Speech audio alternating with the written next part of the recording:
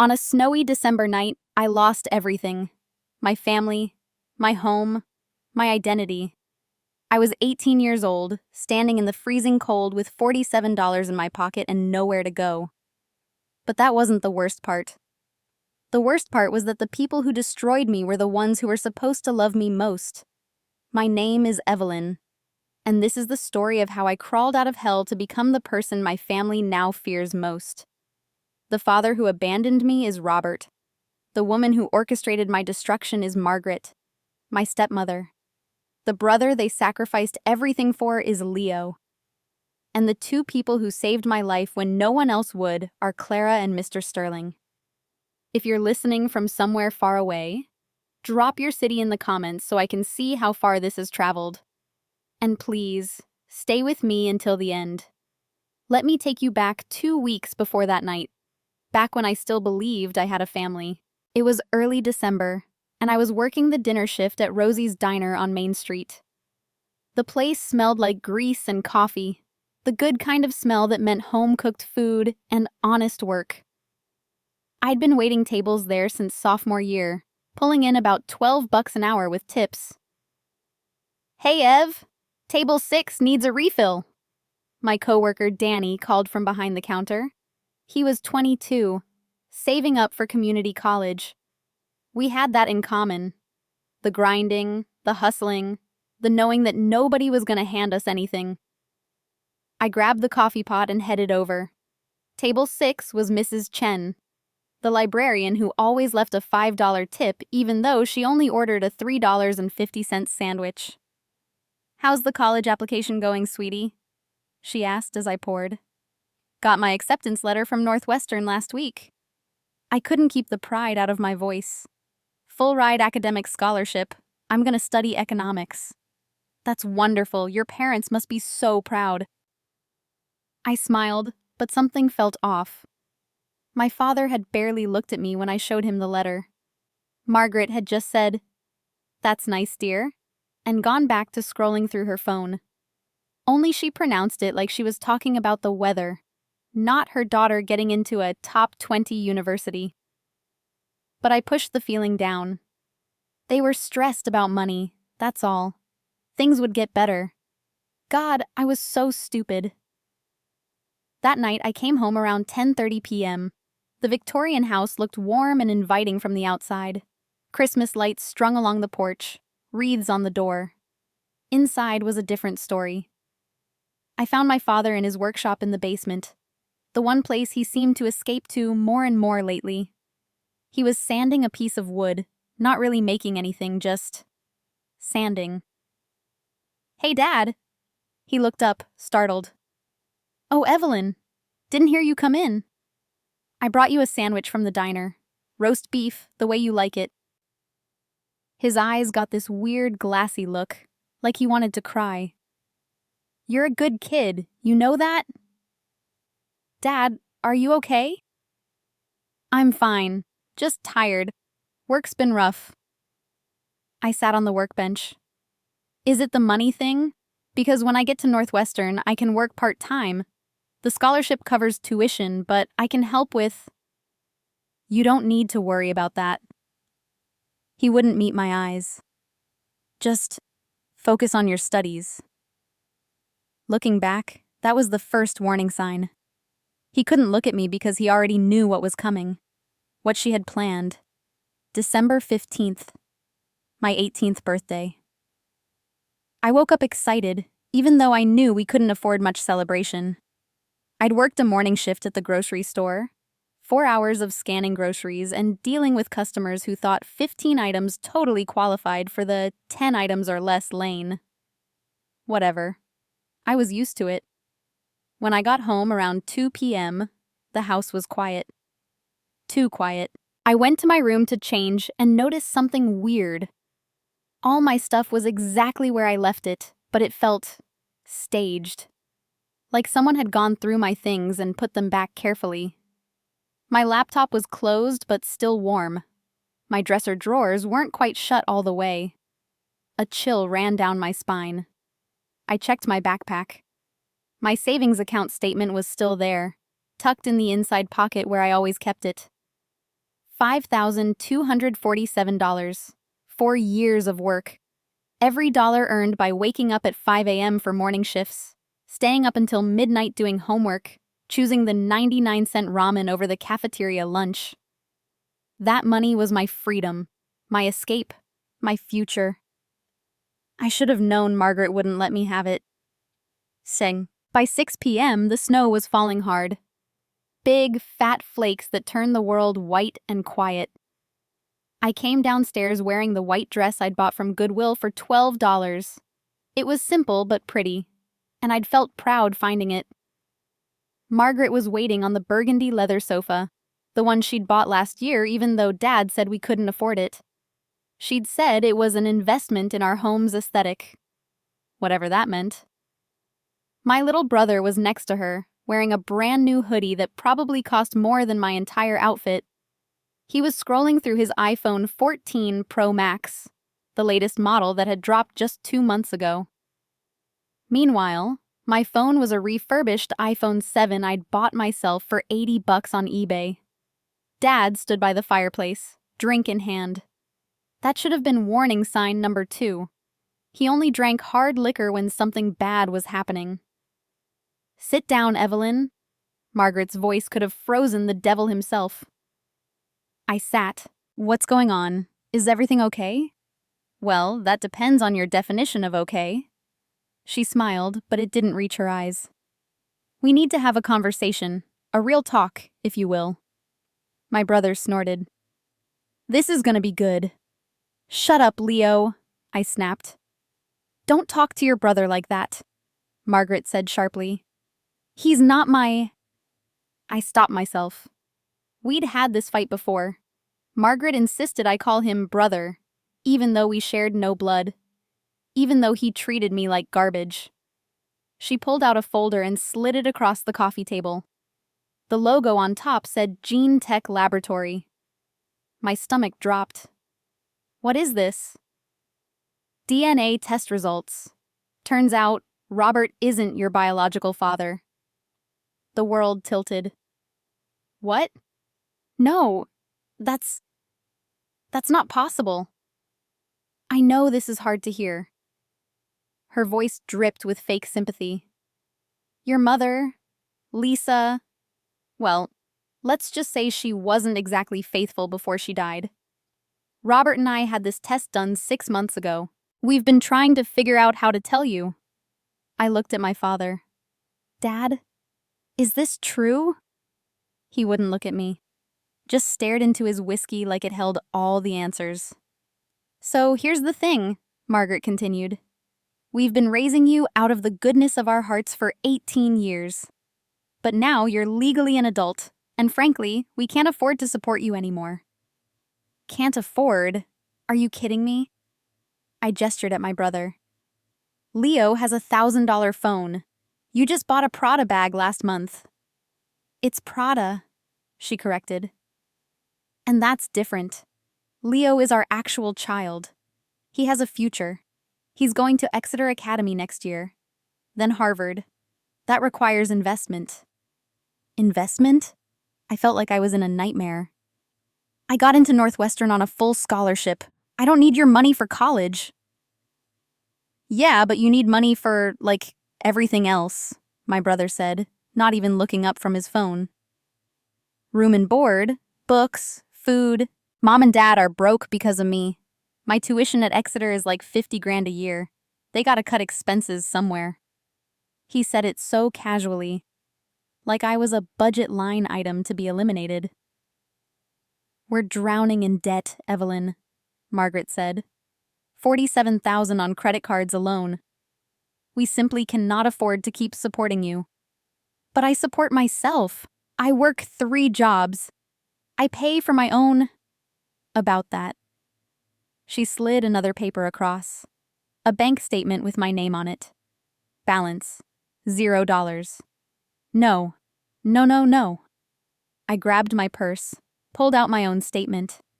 It had shown $5,247 yesterday. You stole my money?" "Stole? Hardly."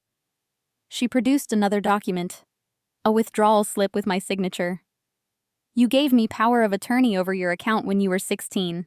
Remember? For safekeeping. I did remember. She'd said it was in case anything happened to me. Someone needed to access my account to pay medical bills or whatever. I'd been 16 and stupid and trusting. You forged my signature. Prove it.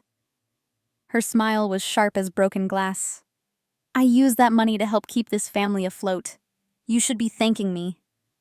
I turned to my father, desperate. Dad, please, tell me you didn't know about this. Finally, he spoke. His voice was barely a whisper. I'm sorry. Not, I didn't know. Not, this is wrong. Just, I'm sorry. That's when I knew. He'd known all along. About the DNA test, about the money, about everything. And he'd let it happen.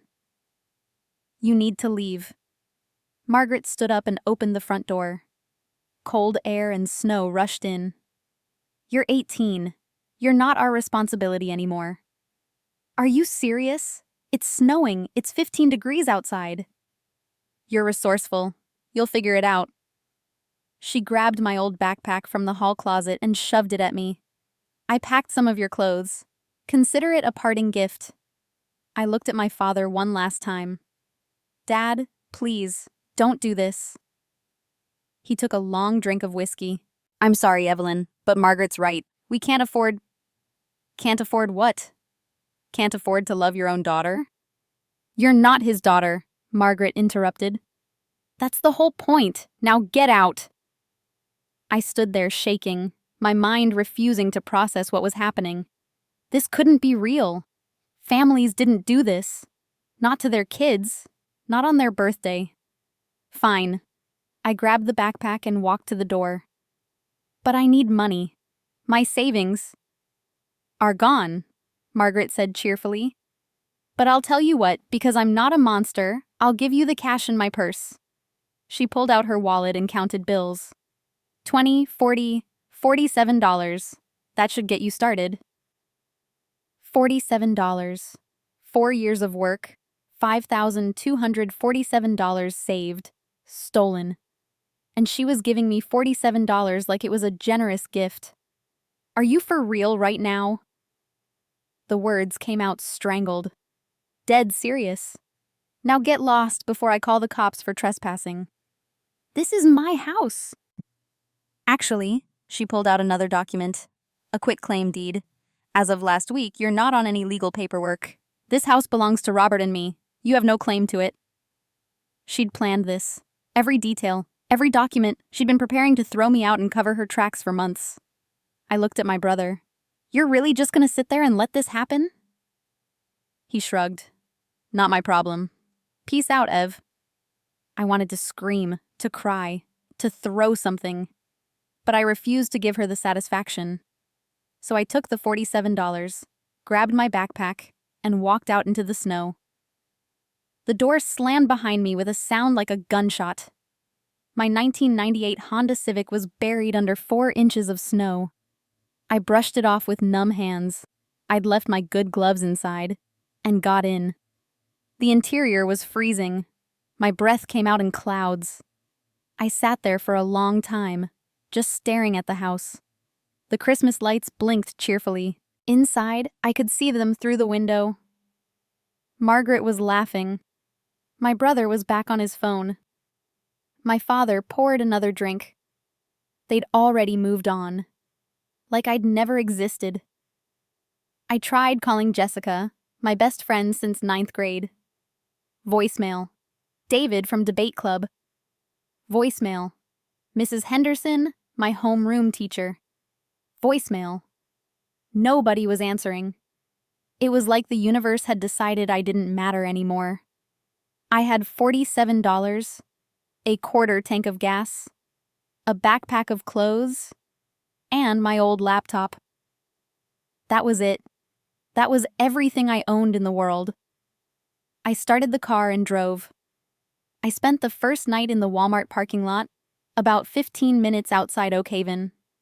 The temperature dropped to 12 degrees. I ran the heater in 30-minute intervals to save gas, wrapping myself in every piece of clothing I had. I didn't sleep. I just shook and cried and tried to understand how my life had imploded in the span of 3 hours. By morning, I'd used up a quarter tank of gas just trying to stay warm. I was down to maybe 40 miles before I'd be stranded. I went inside Walmart and bought a loaf of day-old bread, $1.47, a jar of peanut butter, $2.98, a gallon jug of water, 88 cents, wet wipes for hygiene, $3.67. Total, $9, leaving me with $38 and change. I washed up in the bathroom, using wet wipes and paper towels. A woman gave me a disgusted look, like I was contaminating the place just by existing. I wanted to tell her I'd showered that morning in my own bathroom, in my own house, that I wasn't some homeless person by choice. But then I realized I was homeless. That's exactly what I was. Day 3, I got desperate. I drove back to Oak Haven and went to Jessica's house. Her mom answered the door. "Mrs. Palmer, is Jessica home? I really need to talk to her." Her expression went cold. "Jessica doesn't want to see you, Evelyn. After what you did. What I did? I didn't do anything." "That's not what your mother said on Facebook. The drugs, the stealing. Jessica's very hurt that you lied to her all this time." "That's not true. Margaret is lying." "I think you should leave before I call the police." She started to close the door. "Please, I just need a place to stay for a few nights." The door slammed in my face. I stood there, stunned. Then I pulled out my phone and checked Facebook for the first time since that night. That's when I saw Margaret's post. It was long and detailed and convincing. She talked about finding me acting strange for months. How jewelry had gone missing from her mother-in-law's collection. How she'd found drug paraphernalia in my room. How I'd stolen my college fund to feed my addiction. How they'd tried to get me help, but I'd run away. The comment section was brutal. I always knew there was something off about that girl. Poor Margaret, what a saint for trying to help her. Addiction is a disease, but theft is a choice. She should be arrested. Jessica had commented, "I lent her $200 last month and she never paid me back. Now I know why." That was a lie. She'd never lent me money. None of them had. But it didn't matter. Margaret had gotten there first. She'd poisoned the whole town against me, and now no one would believe my side of the story. I was completely, utterly alone. Days 4 through 7 blurred together. I moved between different parking lots, Walmart, Target, the 24-hour gym where I'd shower if I could sneak past the front desk. I ate peanut butter sandwiches and drank fountain water. I lost weight fast. At night, I'd sit in my car and do homework on my laptop using stolen Wi-Fi, because what else was I gonna do? Dropping out felt like letting Margaret win. But by day 8, I was out of options. Out of money for gas. Out of food. Out of hope. That's when Officer Daniels knocked on my car window at 6 a.m. "You can't camp here, miss." I rolled down the window. "I'm not camping. I live here right now." He frowned. "You're Robert Harris's kid, right? The one with the drug problem?" "I don't have a drug problem. My stepmother lied. Look, I don't want to hear excuses. Margaret Harris is a respectable woman. She volunteers at the church. She's on the PTA. If she says you've got issues, you've got issues. So what, I'm just supposed to be homeless? That's not my problem. But you can't stay here. Move along or I'll cite you for vagrancy." He walked away, and I sat there, my hands shaking on the steering wheel. That's when I made the decision. I had to leave Oak Haven. Had to get far enough away that Margaret's lies couldn't reach. I had just enough gas to make it 35 miles. I picked a direction and drove. My car sputtered and died in front of a small diner in a town called Maple Ridge. The sign said Clara's Diner, in faded red letters. I'd never been to Maple Ridge before. That was good. Nobody here knew me. Nobody here believed I was a drug-addicted thief. I had $23 left. Not enough for gas. Definitely not enough for rent anywhere. But maybe, just maybe, enough to buy a meal while I figured out what the hell to do next. I walked into the diner. It smelled like coffee and bacon and something baking in the oven. My stomach growled so loud I was embarrassed. A black woman with silver hair and kind eyes looked up from behind the counter. "Help you, honey?" My voice cracked. "Do you have any job openings? Dishwasher? Server? Anything?" She studied me for a long moment. I probably looked like hell. Unwashed hair, clothes I'd been wearing for 4 days, dark circles under my eyes.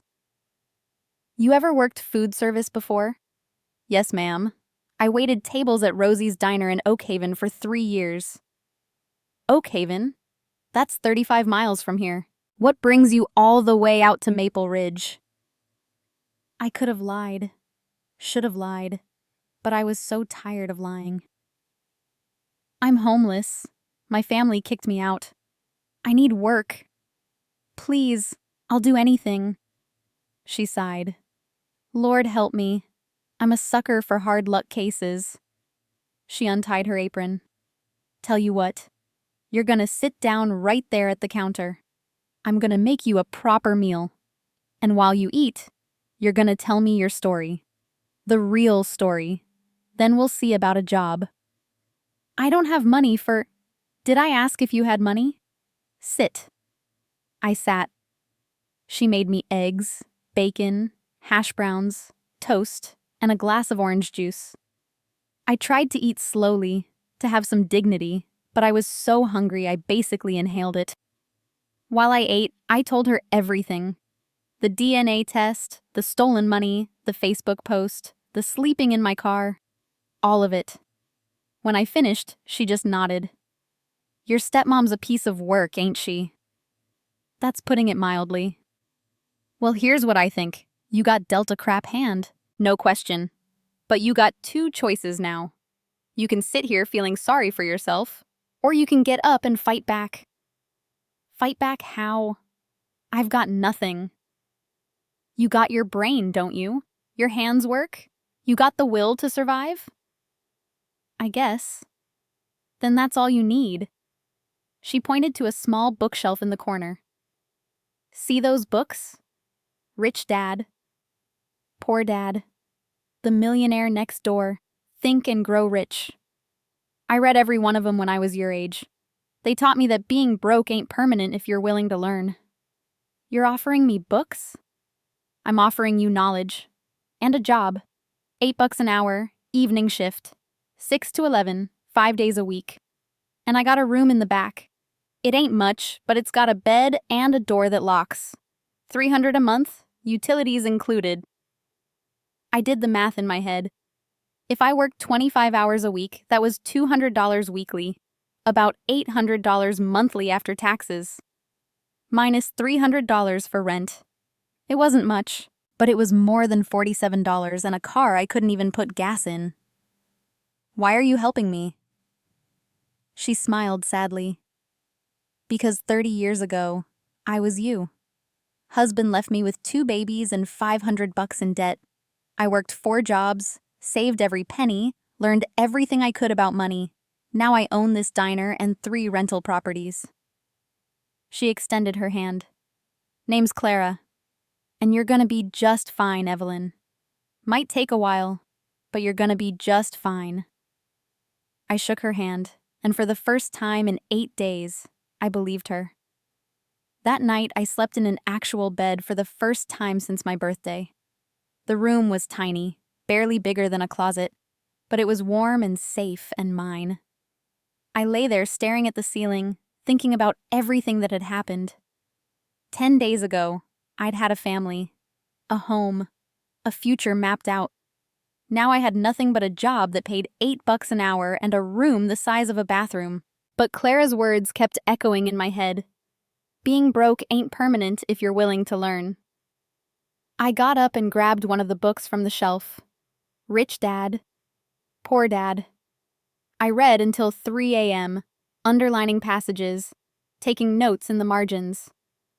The book talked about assets versus liabilities, how the poor worked for money while the rich made money work for them, how financial education was more valuable than formal education. For the first time since that snowy night, I felt something other than despair. I felt angry, focused, determined. Margaret thought she'd destroyed me, thought she'd thrown me away like trash. She had no idea what she'd actually done. She'd created her own enemy. And I was going to spend every single day getting stronger, smarter, richer, until the day I could look her in the eyes and show her exactly what she'd thrown away. I wrote in my journal that night, Day 10, got a job, got a room, got a plan. This isn't the end of my story. It's the beginning. They wanted me to disappear. Instead, I'm going to become someone they can't ignore. I don't know how long it'll take. Years, probably. But I'm patient. And when I'm ready, when I'm strong enough, I'm coming back. Not for revenge, for justice. 18 months later. Table 4 needs their check, and the guy at the bar is asking if we have any IPAs on tap. I wiped down the counter and grabbed the check pad. It was a Friday night, and Clara's diner was packed.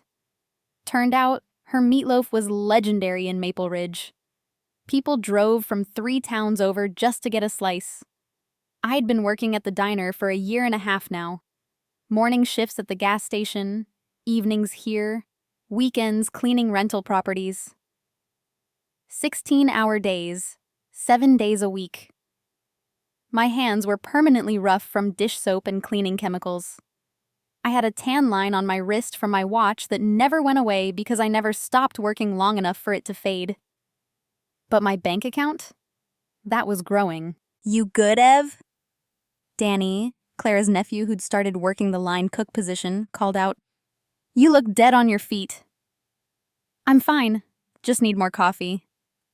Girl, you drink any more coffee and your blood type's gonna be espresso. He slid a plate of fries across the counter. Eat something. On the house. I wasn't hungry, but I ate anyway. Rule number 1 of being broke. Never turn down free food. My phone buzzed.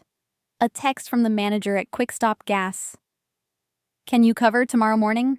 Jake called in sick. I texted back, Sure. What time? 5 a.m. Great. So I'd finish here at 11 tonight, get maybe 5 hours of sleep, then be back up at 4:30. Whatever, I needed the money. See, I wasn't just saving anymore. I was investing. In the past year and a half, I'd attended every single tax lien auction in Cook County. I'd bought certificates, earned interest, and started building a portfolio. Last month, I'd purchased my first real property, a foreclosed house in Joliet that needed work but had good bones. Clara kept telling me to slow down. You're gonna burn out, honey. But I couldn't slow down. Every day I wasn't working was a day Margaret was living comfortably in my grandmother's house, spending money that should have been mine, probably laughing about how she'd gotten rid of me so easily. That thought kept me going when I wanted to collapse. It was a Tuesday afternoon, the slow period between lunch and dinner rush, when he walked in. Older guy, maybe early 70s, wearing a suit that probably cost more than my car. He sat in the corner booth and ordered black coffee and wheat toast. Nothing unusual. We got all types at Clara's, but there was something about the way he looked at me. Not creepy, just observant. Like he was reading a book and I was an interesting chapter. I brought him his order. Anything else I can get you? No, thank you. But I have a question, if you don't mind. Oh, great. Here it comes. Some lecture about finding Jesus or getting my life together. What's that, sir? He gestured to the book sticking out of my apron pocket. Asset Protection Strategies by J. Adkisson. That's not your typical beach read. You studying law? I was surprised he'd noticed. No, just teaching myself. May I ask why? Usually, I'd brush off questions like that, but something about his direct, no BS approach made me answer honestly. Because I need to understand how rich people protect their money, how they set up systems so nobody can touch what's theirs. He smiled, not condescending, but genuinely interested. That's a very specific goal for someone your age. Most 19-year-olds are more concerned with Instagram and TikTok. Yeah, well, I'm not most 19-year-olds. I can see that. He pulled out a business card.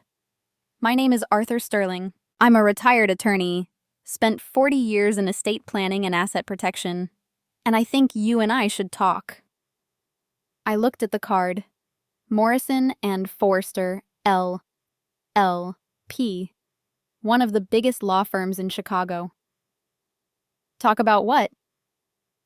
About why a young woman is reading graduate-level law textbooks while waiting tables. About what you're really trying to accomplish. And about whether I can help. I don't need charity. Did I say anything about charity? His eyes were sharp. I'm talking about education, knowledge, the kind of information that law schools charge $200,000 to teach. And even then, they don't teach you the real stuff. What's the catch? No catch. Just come to my house this Saturday, 9 a.m. I'll teach you what I know. You decide if it's useful. Why would you do that for a stranger? His expression shifted, and suddenly he looked very old and very sad. Because I once had a daughter. She was about your age when I was too busy climbing the corporate ladder to notice she was in trouble. She died trying to escape a bad situation. I can't help her anymore, but maybe I can help you. He stood up, left a $20 bill for a $5.50 tab, and walked out. I stood there holding his card, thinking this was either the best opportunity I'd ever get, or I was about to be murdered. Clara came over. What was that about? I showed her the card. She whistled. Morrison and Forster? That's big time. You gonna go? I don't know. Sounds too good to be true. Maybe. Or maybe the universe is finally throwing you a bone. She squeezed my shoulder. Go. But text me the address and check in every hour. If he tries anything weird, you run and I'll call the cops myself. Mr. Sterling's house was in Evanston, right near Northwestern, the university I should have been attending. The neighborhood was all old Victorian mansions and tree-lined streets. His place was a restored 3-story with a wraparound porch and stained glass windows. I felt like an imposter just walking up the steps. He answered the door in jeans and a cardigan. Evelyn, right on time. I like that. Come in. The inside was exactly what you'd expect. Floor-to-ceiling bookshelves, leather furniture, the smell of old paper and coffee. His home office had a huge desk covered in legal documents and a whiteboard filled with diagrams. Coffee? Please. He poured 2 cups and gestured to a chair. So, tell me your story. And I mean the real story. Why is a smart young woman with no family money reading estate planning textbooks? I'd planned to keep it vague, but something about his directness made me spill everything. The DNA test lie, Margaret stealing my savings, being homeless, the Facebook post, all of it. When I finished, he just nodded.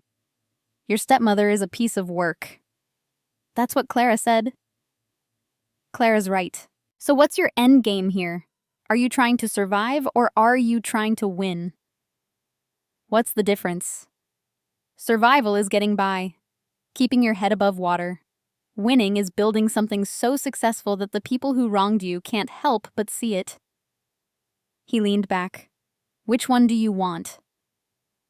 I thought about Margaret's smug face as she handed me $47, about my father looking away while she destroyed me, about my brother saying, not my problem. I want to win. Good. Then let's get started. Over the next 2 years, every Saturday became sacred. I'd finish my morning shift at Quick Stop, drive the 45 minutes to Evanston, and spend 8 hours learning things they'd never teach in any classroom.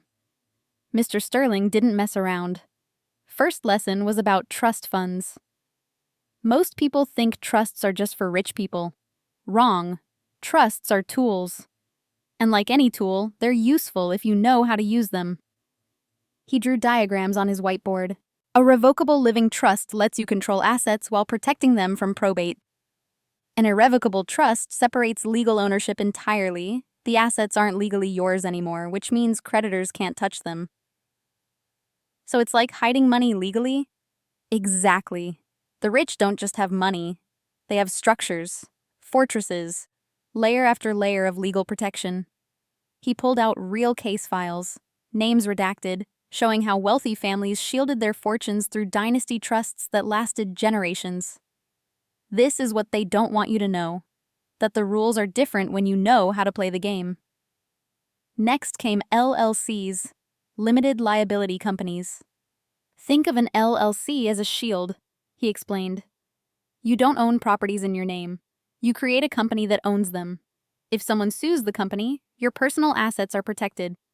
Even better, you can create multiple LLCs, each owning different properties. If one gets sued, the others are safe. Like compartments in a ship. Exactly. Breach one compartment, the ship doesn't sink. He showed me how to file paperwork in Delaware, where corporate records were sealed. How to use registered agents so your name never appeared publicly. The wealthy don't just have money, they have anonymity, privacy. You're going to build an empire, and nobody, including your family, will know it's you until you're ready to reveal it. Then he taught me about debt collection, the thing that would eventually make me rich. When people don't pay their debts, banks write them off as losses. But they don't just disappear. Banks sell those debts to collection agencies for pennies on the dollar. He pulled up real numbers. A $10,000 credit card debt might sell for $800. If you collect even $3,000, you've made a 275% return. That's insane. That's business. But here's the key. Most collection agencies are predatory. They harass people, threaten them, make their lives hell. Don't do that. Be different. Offer settlements, payment plans. Give people a way out that doesn't destroy them. You'll collect more money, build a better reputation, and sleep better at night. Every Saturday, he'd give me homework. Analyze real estate deals, draft contracts, research case law. I'd spend my breaks at the gas station reading legal documents on my phone. Clara would find me at 3 a.m. at the diner's back table, surrounded by printouts and highlighters. "You're obsessed," she'd say, not unkindly. "I'm focused." There's a difference between focused and forgetting to live. "I'll live when I'm successful." She'd shake her head, but she understood. She'd walked this path herself 30 years ago. By the time I turned 21, I had $68,000 in savings and investments. That's when I bought my first 2 properties from tax lien foreclosures. A 2-story house in Joliet and a vacant lot in Aurora. I'll never forget walking into that Joliet house for the first time. It was a dump. Peeling wallpaper, broken windows, a kitchen straight out of 1975. But it had good bones. Solid foundation. And it was mine. Mr. Sterling helped me get a small renovation loan. I spent 3 months and $12,000 fixing it up. Learned to do basic plumbing from YouTube. Painted every room myself. Replaced the fixtures I found at salvage yards. When I listed it for rent at $1,200 a month, I had 15 applications in the first week. I chose a young family. Husband worked construction, wife was a teacher. They had a 2-year-old and another kid on the way. They reminded me of the kind of people who deserved a break. The day they moved in, the wife hugged me. "Thank you so much. Our last landlord was awful. It's so nice to find someone who actually cares." I cared because I knew what it was like to have nowhere to go. After expenses, taxes, and insurance, I netted $800 a month in profit, passive income, money coming in while I slept. It wasn't much, but it was the first brick in what would become my empire. It happened on a humid Saturday in August. I was helping Mr. Sterling organize his storage room. He was finally digitizing 40 years of paper files when I found a box labeled Probate 2014. Inside was a folder. Margaret Wilson Verses. Estate of Eleanor Harris. My hands started shaking before I even opened it. My grandmother, Eleanor Harris, had died 7 years ago when I was 13. I remembered her funeral. How Dad cried. How Margaret wore all black and dabbed at dry eyes with a tissue. I'd been told Grandma Eleanor left everything to my father, that it was all used to pay down the mortgage and some medical bills. That was a lie. According to the will dated March 2012, notarized, witnessed, completely legal, Eleanor had left 50% of her estate, $340,000, to me, my beloved granddaughter Evelyn, 30% to Robert, 20% to the Oak Haven Children's Fund. But Margaret had produced a different will, dated November 2013, leaving 70% to Robert, 30% to Eleanor's grandchildren. Plural, deliberately vague. Nothing specifically to me. The case notes showed Margaret's lawyer had argued the newer will superseded the old one, that Eleanor had changed her mind about leaving money directly to a minor. The original will had mysteriously gone missing. I'd been 13, too young to have my own legal representation. My father had signed everything Margaret put in front of him. The judge ruled in Margaret's favor. She'd stolen $340,000 from me. And that was just the beginning. She'd been planning to cut me out completely for years. I felt like I couldn't breathe. "You found it." Mr. Sterling's voice came from the doorway. I looked up at him, tears streaming down my face. You knew about this." I represented the Children's Fund in that case. We suspected fraud but couldn't prove it. When you told me your name that first day, I pulled the old files. I knew you were the victim. Why didn't you tell me? Because you needed to find it yourself. If I'd told you, you might have thought I had an agenda. But now you've seen the truth with your own eyes. He handed me a sealed envelope. This is from a lab technician at Gene Tech who had a crisis of conscience. She made copies before she was fired. I opened it with trembling hands. DNA test results. Gene Tech Laboratory. Date: June 2015. Alleged: Father: Robert Harris. Child: Evelyn. Marie Harris. Probability of paternity: 99.97%. The room spun. I was his daughter. His real daughter. Margaret had faked the DNA test, probably bribed someone at the lab, to justify throwing me out. Everything she'd said was a lie. Every single thing. "What are you going to do?" Mr. Sterling asked gently. I wiped my eyes, feeling something cold and hard settle in my chest. "I'm going to destroy her." Evelyn. No, not just expose her. Not just prove she lied. I'm going to take everything from her the way she took everything from me. I'm going to make her feel exactly what I felt. Revenge is... I don't care what revenge is. She threw me away like garbage. She stole my inheritance. She poisoned an entire town against me. She ruined my life. My voice was shaking. And she's going to pay. Mr. Sterling studied me for a long moment. All right. Then let's do it right. Revenge without a plan is just chaos. You want justice? We'll build a case so airtight she'll never see it coming. Over the next year, I transformed from a struggling worker into something else entirely. Something calculated. something dangerous. First, I hired a private investigator, Mike O'Brien, an ex-cop Mr. Sterling recommended. I paid him $500 a month to watch my family in Oak Haven and report back. His reports painted an ugly picture. Dad was still at the machine shop, barely making $42,000 a year. Margaret didn't work, just spent money on shopping and gossip with her church friends. My brother had flunked out of Exeter after 1 year. Now he was 20, living at home, smoking weed all day and playing video games. Credit card debt had ballooned to $73,000. The house was mortgaged for $185,000. They were drowning, but not fast enough. I needed to accelerate their destruction. That's when I created Pinnacle Lending Solutions. It was genius, really.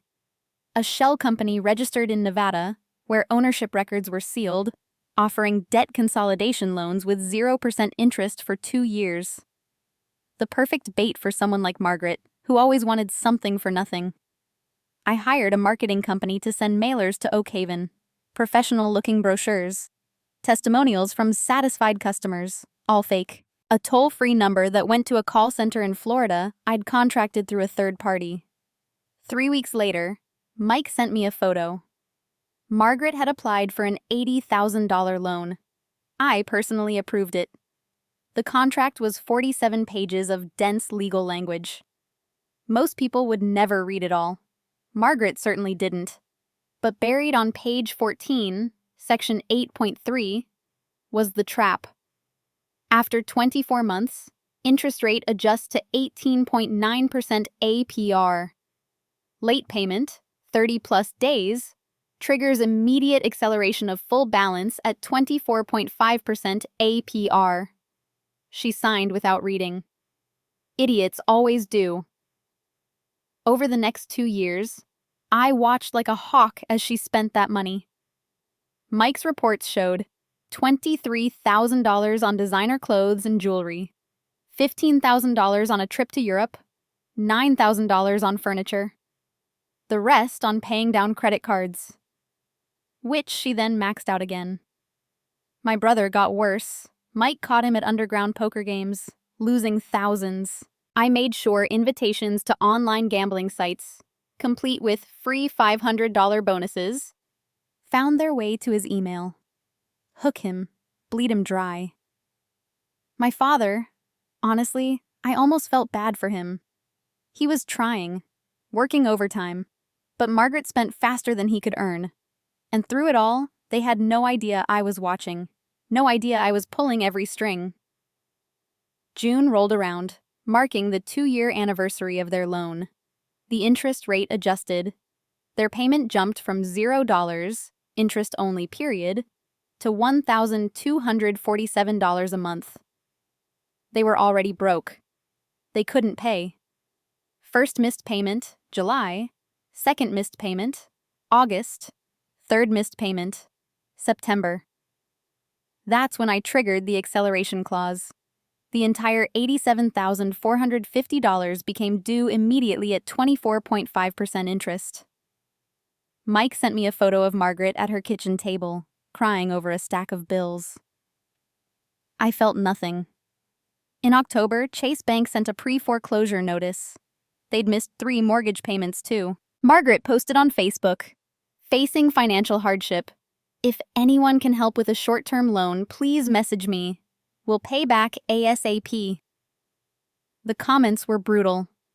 Guess karma's real. Didn't you kick your daughter out for being a druggie? Maybe sell some of those designer bags. Nobody helped her. The same community that had turned on me was now turning on her. Perfect. In November, the house went to foreclosure auction. Starting bid, $195,000, well below market value. I sent a real estate agent I'd contracted, Jessica Tran, to bid on my behalf. She won at $198,000. The new owner, according to public records, EV Properties Trust, controlled entirely by me. Margaret and Robert had 30 days to vacate. But I wasn't done. Just kicking them out would be too easy, too merciful. On November 20th, they received a certified letter from Morrison Legal Associates, a firm Mr. Sterling still had connections with. Dear Mr. and Mrs. Harris, the new owner of 1247 Elm Street, is willing to extend your occupancy by 60 days under the following terms. Position: property maintenance and custodial services. Rate: $12 per hour, 160 hours monthly, 80 hours per person. Duties: cleaning, repairs, lawn care, general upkeep. If you accept, sign and return by November 25th. If you decline, vacate by December 20th. Sincerely, Morrison Legal Associates. Mike sent me audio from a bug he'd planted. Totally illegal, but I didn't care. Margaret's voice. They want us to be janitors? In our own house? Dad's voice, defeated. We don't have a choice. I can't do this. I can't clean toilets and mow lawns. Then we're homeless. Is that what you want? Silence. They signed. For the next 2 months, I received weekly reports, photos, videos. Margaret scrubbing floors she used to walk across in designer heels, cleaning toilets, mowing the lawn in January snow. Her manicured hands, the ones that used to wave at me dismissively, were now cracked and bleeding from bleach. My father looked like he'd aged 20 years. Shoulders hunched, hair gone completely gray, moving like a ghost through rooms filled with furniture he used to own. And every day, they walked past family photos still hanging on the walls. Photos that included me, the daughter they'd thrown away. I wondered if they looked at those photos, if they felt anything at all. In January, they received one final letter. The owner requests a meeting to discuss your future housing arrangement. Date: January 18th. Time: 10 a.m. Location: Willis Tower, 24th floor, Chicago. Fee: Holdings, LLC. Mike's bug caught Margaret's reaction. Maybe they'll give us more time. Maybe they'll take pity on us. My father said nothing. But I think, deep down, he knew. He must have known. I stood in my Chicago penthouse the night before the meeting, looking out over the city lights. 25 years old. Net worth, $1.2 million. Owner of 7 rental properties. Controller of 3 LLCs. Holder of every debt my family owed. I'd done it. I'd built an empire from nothing. From $47 and a broken-down car. Clara called. You sure about this, baby girl? I'm sure. It's gonna change things. Once you do it, you can't take it back. I know. Then make it count. Don't just hurt them. Teach them. I hung up and opened my safe. Inside was an envelope I'd kept for 7 years. The same $47 they'd given me. The same bills, the same coins. I'd never spent a penny of it. Tomorrow, I'd hand it back. Tomorrow, they'd finally understand what they'd created when they threw me away. Tomorrow, the mask would fall. And God help them when it did. January 18th, 10 a.m. They arrived 15 minutes early, probably terrified of being late. I watched them through the security camera feed on my phone as they stood in the Willis Tower lobby, looking small and out of place among the business people rushing past. Margaret wore a cheap coat from Target. Her hair was tied back in a messy ponytail, gray roots showing. No makeup, no jewelry except her wedding ring. She looked like she'd aged 20 years. My father stood beside her in work boots and a threadbare jacket, hands shoved in his pockets. He looked defeated, hollow. For just a second, one tiny second, I felt something that might have been pity. Then I remembered the snow, the $47, The lies. Their faces as they closed the door on me. The feeling passed. They're here, I told Alicia, my assistant. Give them 10 minutes in the conference room. Let them sweat. You got it, boss. I stood at my office window, looking out over Chicago. The city stretched endlessly in every direction. Millions of people living their lives, completely unaware that on the 24th floor of this building, a 7-year plan was about to reach its conclusion. I'd rehearsed this moment 1,000 times. What I'd say, how I'd say it, the exact order I'd reveal each piece of evidence. But now that it was here, I felt empty. Like I'd climbed a mountain only to realize there was nothing at the top. Ms. Harris? Alicia's voice on the intercom. Whenever you're ready. I picked up the folder containing 7 years of evidence. 7 years of pain, calculation, and cold revenge. Then I grabbed the envelope with the $47 and walked toward the conference room. The conference room was all glass and steel, with a view of Lake Michigan stretching to the horizon. They sat at the far end of the table, looking like defendants waiting for sentencing, which I guess they were. I walked in without saying a word, set down my folder, arranged the contents precisely on the table. Margaret looked up confused. You're the owner? But you're so... She stopped mid-sentence as recognition hit. It was beautiful, watching it dawn on her face. The confusion, the disbelief, the horror. No, she whispered. No, that's not... You can't be... My father's reaction was slower. He squinted at me like I was a mirage. Then his face went white. Evelyn? Hello, Dad.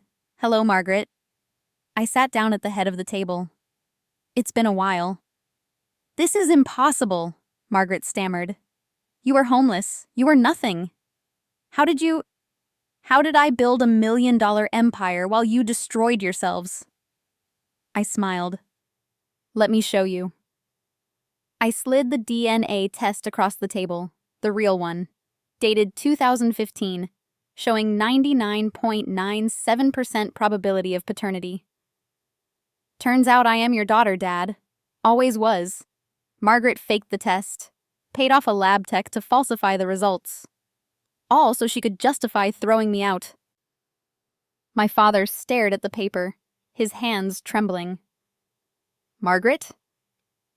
I don't know what she's talking about. Don't. My voice cut like a knife. Don't lie.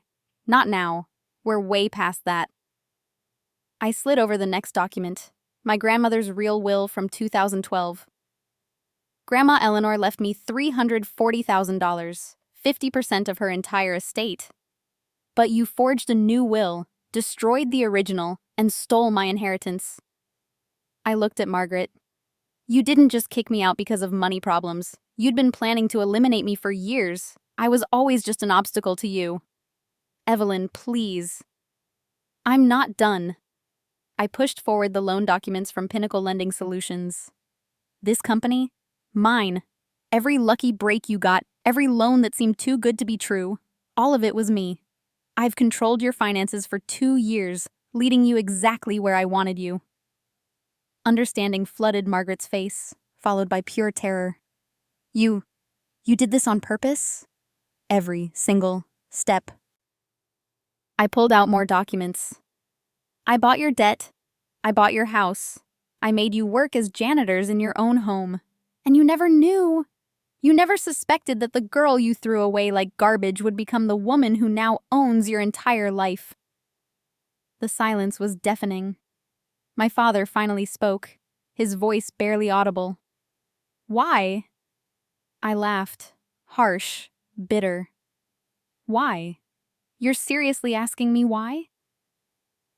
I know we hurt you. Hurt me? I leaned forward. You didn't hurt me. You destroyed me. You threw me out in a snowstorm with $47. You let her steal everything from me.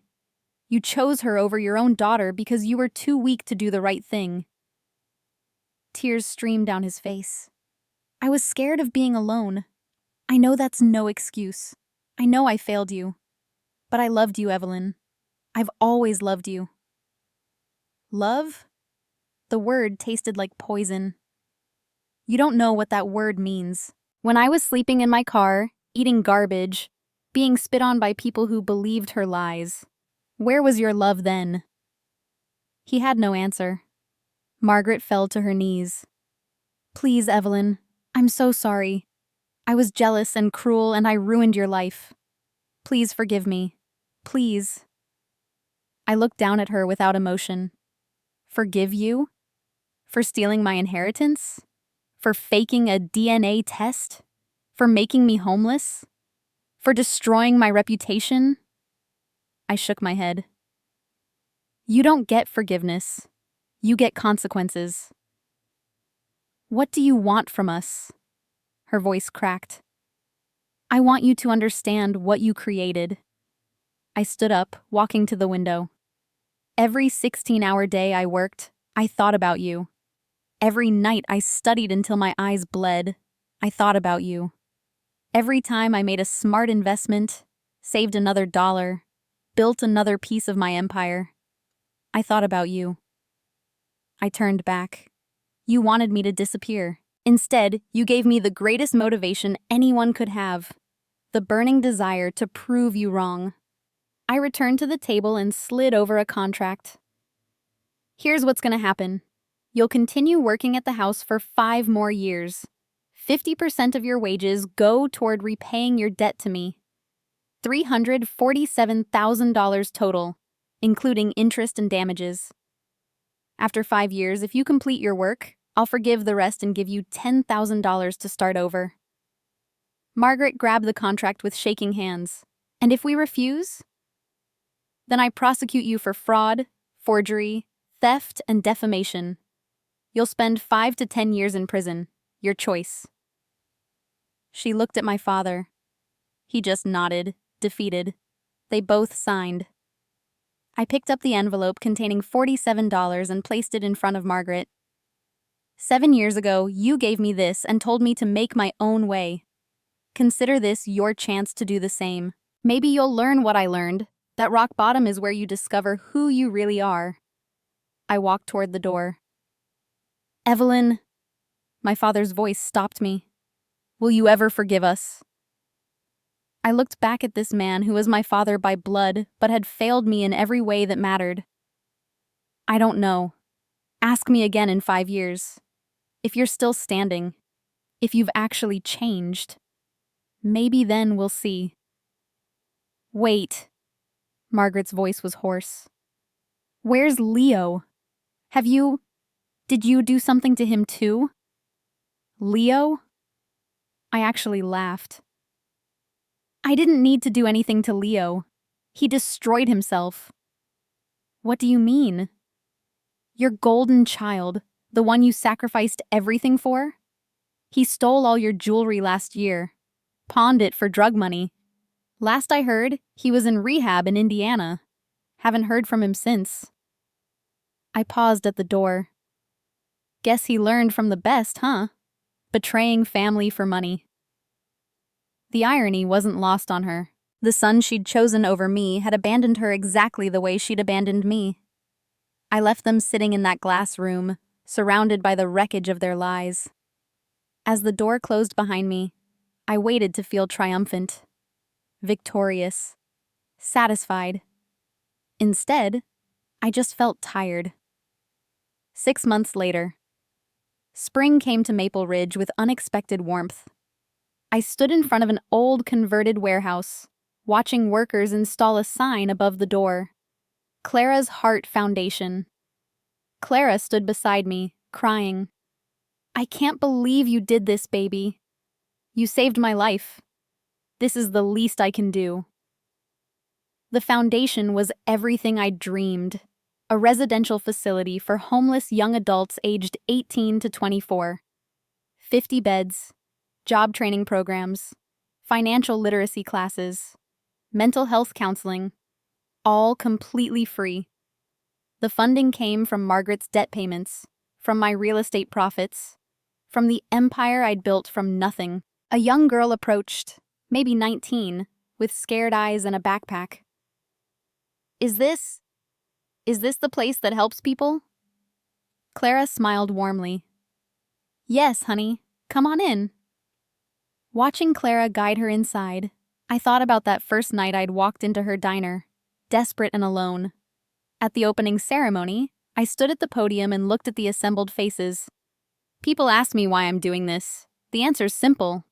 I was once an 18-year-old girl sleeping in her car with $47. I know what that desperation feels like. My voice caught. But I learned that even in the darkest times, there are people who see your potential when you can't. Clara was that person for me. This foundation isn't about erasing my past. It's about transforming pain into purpose. The crowd applauded, but I barely heard it.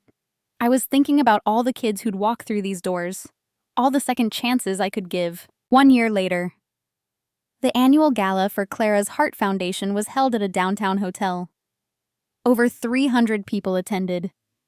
Donors, volunteers, and the young people we'd helped. Backstage, Mr. Sterling squeezed my shoulder. You ready? As I'll ever be.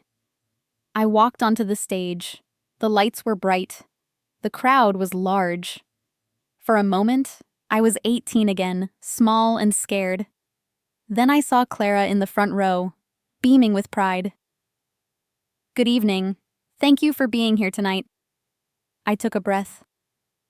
When I was 18, I lost everything. My family abandoned me. My community turned against me. I had nothing but $47 and a car that barely ran. The room was silent. Most people in that situation don't survive. I was lucky. I found people who believed in me. This foundation exists because of them. I gestured to the screens showing our residents. In our first year, we've housed 43 young adults. 28 have found jobs. 15 are in college. 2 started their own businesses. These aren't just numbers.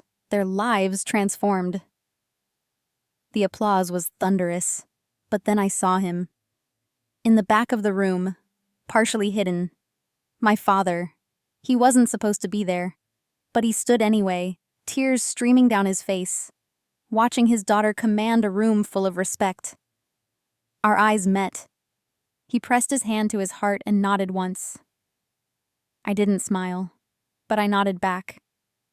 It wasn't forgiveness. Not yet. Maybe not ever. But it was recognition. And sometimes that's enough. If you're listening to this story right now, I want you to know something. Your circumstances don't define you. The people who hurt you don't get to write your ending. 7 years ago, I was thrown away like garbage. Today, I run a multi-million-dollar empire and a foundation that's changed dozens of lives. The girl who slept in her car now sleeps in a penthouse. The girl who had $47 now manages millions. The girl everyone abandoned now helps others who have nowhere else to go. This isn't just a story about revenge. It's about transformation. About taking your pain and forging it into purpose. About becoming so successful that the people who doubted you can't help but see it. Did my family pay for what they did? Yes. Do I feel guilty? Sometimes. Late at night, I wonder if I became the villain in someone else's story. But then I remember. They made their choices. I just held them accountable. My brother completed rehab last year.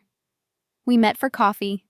He cried, apologized, asked for nothing except forgiveness. I told him I'd think about it. I'm still thinking.